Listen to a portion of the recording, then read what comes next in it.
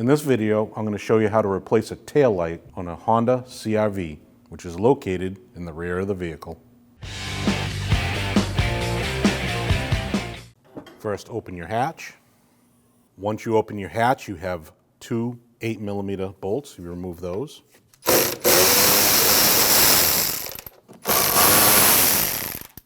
Your tail light is going to be removed in this direction. You can take a trim tool, put it in between the body and the light, twist, and pull out towards you.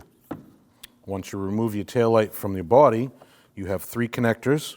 You need to unplug those. You push the tab down, pull towards you.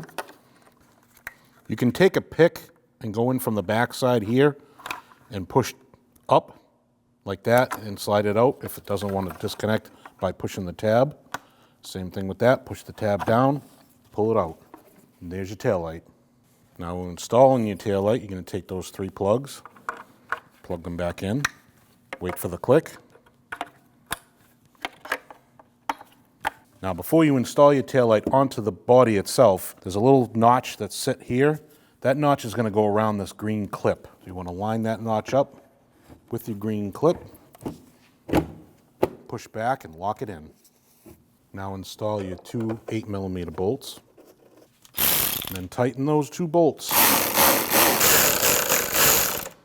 Once you tighten your two 8mm bolts, you want to close your hatch.